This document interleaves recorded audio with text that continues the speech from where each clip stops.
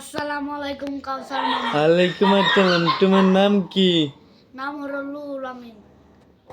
ও, তুমি ভালো আছো? হ্যাঁ, আমি ভালো আছি। আপনি কেমন আছেন? ভালো। তাহলে তুমি ABCD পারো? হ্যাঁ, পারি। একটু বলেছেন। A B C D E F G H I J K L M N O P Q M না, R E M T U P W X U I Z. হয় নাই।